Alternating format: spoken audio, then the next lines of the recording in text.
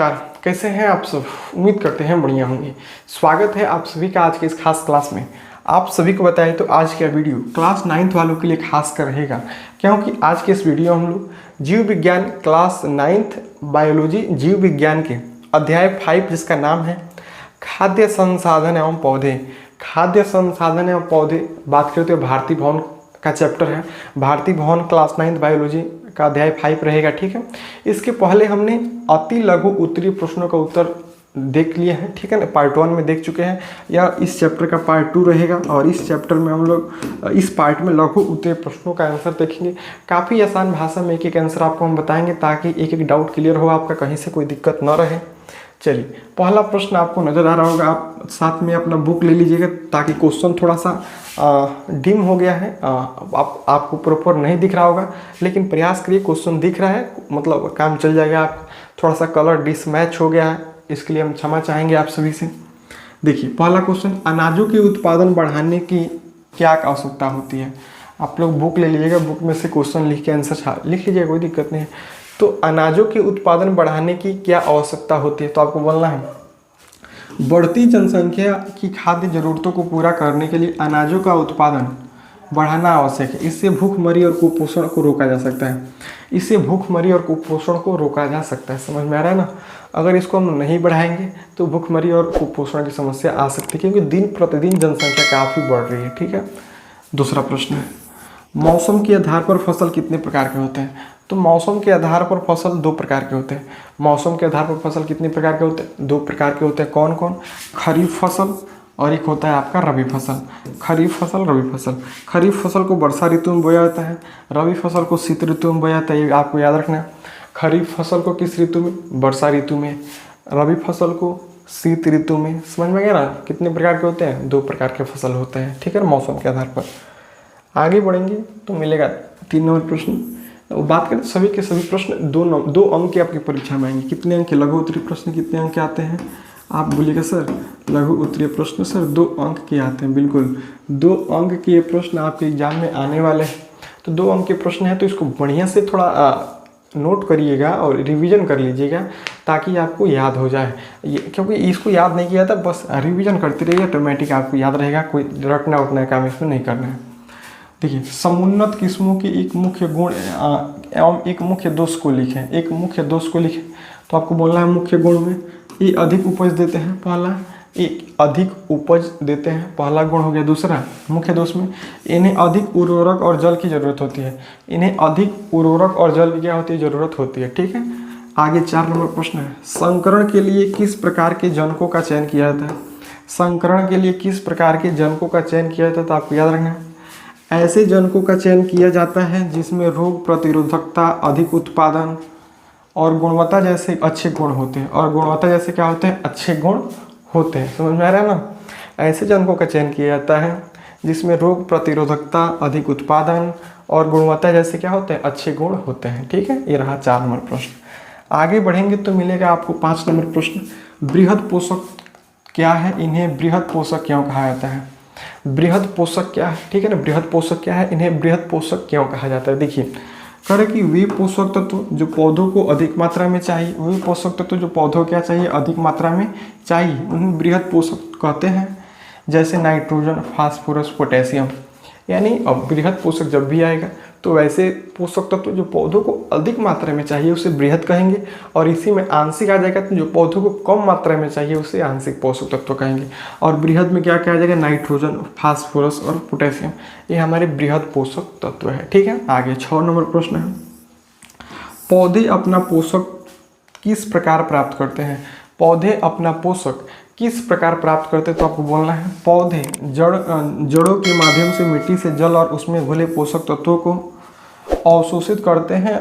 कुछ गैसें वायुमंडलीय से भी लेते हैं, और कुछ गैसें कहाँ से लेते हैं? वायुमंडल से भी कुछ गैसों को लेते हैं, ठीक है ना। क्वेश्चन था पौधे अपना पोषक किस प्रकार प्राप्त करते हैं, तो आपको बोलना है जल से, मिट्टी से, जल में और उसमें घुले पोषक तत्वों को अवशोषित करके अपना पोषक तत्व क्या करते हैं? प्राप्त करते हैं। समझ में आ रहा है ना, जड़ की सहायता से। आगे बढ़ेंगे तो मिलेगा 7 नंबर प्रश्न। देखिए, काफ़ी प्यारा प्रश्न है, हर एक क्वेश्चन को बढ़िया से नोट करिएगा ताकि कहीं से कोई दिक्कत देखने को ना मिले। देखिए, अलार्म इसी में आ गया जी। अलार्म हम जग गए हैं, जगा रहे हैं आज। चलिए इसको साइलेंट कर देते हैं, नहीं तो बात बात आ जाएगा। आज हम पहले जगे हैं, अलार्म से पहले आज हम उठ गए, तो समझ सकते हैं आपके लिए कितना करना पड़ता है। अलार्म अब बज रहा है लेकिन आपके उससे पहले हम उठ गए। तो रासायनिक उर्वरक का उपयोग प्राकृतिक उर्वरक की तुलना में आसान क्यों है, तो आपको बोलना है रासायनिक उर्वरक जल्दी असर करते हैं और इन्हें खेतों में सरलता से डाला जा सकता है, जबकि प्राकृतिक उर्वरक को सड़ाना पड़ता है, इसको सड़ाना पड़ता है। ये खेतों में जाएंगे तो कुछ दिन तक सड़ेंगे फिर असर दिखाएंगे, लेकिन रासायनिक है तुरंत काम करता है, ठीक है ना। आगे 8 नंबर प्रश्न है, कार्बनिक खेती से क्या होता है, कार्बनिक खेती में क्या होता है। तो देखिए इसका आंसर क्या होगा। कार्बनिक खेती में रासायनिक उर्वरकों की बजाय जैविक खाद और प्राकृतिक तरीकों का प्रयोग किया जाता है। इससे पर्यावरण सुरक्षित रहता है। इससे जो पर्यावरण होता है क्या होता है, हमारा सुरक्षित रहता है, नीट एंड क्लीन रहता है पर्यावरण, ठीक है ना। कार्बनिक खेती। आगे 9 नंबर प्रश्न, फसलों के लिए सिंचाई का क्या महत्व है। काफ़ी प्यारा क्वेश्चन है। क्वेश्चन है कि फसलों के लिए सिंचाई का क्या महत्व है। देखिए लिखना है, सिंचाई से पौधों को आवश्यक जल मिलता है जिससे उनकी वृद्धि एवं उपज में सुधार होता है। पौधों से सिंचाई से पौधों को क्या मिलता है, जल मिलता है, क्योंकि सिंचाई करेंगे तो जल तो लगेगा। तो पौधों सिंचाई से पौधों को जल मिलता है, ठीक है, और जल से उनकी वृद्धि और विकास होता है, उपज होता है, और ये सूखे समय में भी मदद करता है, और सूखे समय में भी क्या करता है, मदद करता है, पौधों को यांत्रिक सहारा देता है, ठीक है ना, फसलों को सहारा देता है। ऐसे आपको जोड़ के लिख देना है। 10 नंबर प्रश्न, नदी जल उठाव प्रणाली में क्या होता है। नदी जल उठाव प्रणाली में क्या होता है आपको लिखना है। इस प्रणाली में नदी के जल को पंप की सहायता से ऊंचाई पर स्थित खेतों तक पहुंचाया जाता है जहां नहर की सुविधा नहीं होती, जहां नहर की सुविधा नहीं होती। तो नदी जल उठाव प्रणाली क्या है, तो इसमें आपको किसके द्वारा, आपको पंप की सहायता से, पंप में आप देखेंगे पंप सेट मशीन देखे होंगे, ठीक है ना, पानी वाला मशीन, उन सब के मशीनों की सहायता से ऊंचाई पर स्थित खेतों तक पानी पहुंचाया जाता है जहां नहर का सुविधा नहीं होता है। समझ में आ रहा है, ये है नदी जल उठाव प्रणाली। ये हो गया 10 नंबर प्रश्न। आगे जैसे बढ़ेंगे तो आपको मिलेगा 11 नंबर प्रश्न। कह रहा है मिश्रित फसल उत्पादन और अंतर फसल उत्पादन में क्या अंतर है। मिश्रित फसल उत्पादन और अंतर फसल उत्पादन में अंतर देखिए। कह रहे कि मिश्रित फसल उत्पादन में 2 या अधिक फसलें एक साथ बोई जाती है, जबकि अंतर फसल में एक फसल की दूरी दूसरी बोई जाती है। ध्यान समझिएगा, मिश्रित फसल में 2 फसल एक साथ होती है, अंतर फसल में एक फसल के बीच की दूरी दूसरी बोई जाती है, ठीक है ना।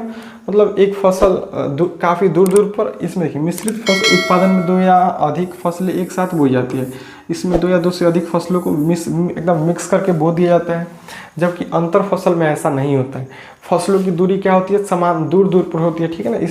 इसमें काफ़ी दूर एक ही फसल की, इसमें एक ही फसल में बोते हैं, किसमें, अंतर फसल में एक फसल काट लेंगे पुनः एक फसल बोएंगे, लेकिन मिश्रित में क्या होता है, 2 फसल एक साथ हम लोग बो देते हैं, ठीक है। आगे 12 नंबर प्रश्न, फसल चक्रण के लिए दलहन पौधों का चुनाव क्यों करते हैं। फसल चक्रण के लिए दलहन पौधों का चुनाव क्यों करते हैं। देखिए दलहन पौधे वायुमंडलीय नाइट्रोजन को मिट्टी में स्थिर करते हैं, जिससे अगले फसल को भी पोषण मिलता है और मृदा उपजाऊ रहती है। और मृदा क्या होती है, उपजाऊ रहती है। तो दलहन फसल में क्या होता है, अधिक मात्रा में नाइट्रोजन होता है, और अधिक मात्रा में जब नाइट्रोजन रहेगा उसमें तो अगली फसल क्या करता है, काफ़ी फायदा होता है। अगली फसल क्या होता है, काफ़ी फायदा होता है, ठीक है ना। देखिए थोड़ा सा लाइट लग रहा है कटा है, इसको चालू करते हैं, क्योंकि अचानक लाइट भग जाता है तो काफ़ी दिक्कत होता है जी। लाइट भगा है, चलिए इसको पुनः चालू करते हैं, देखते हैं क्या होता है, चालू होता है कि नहीं जल्दी से।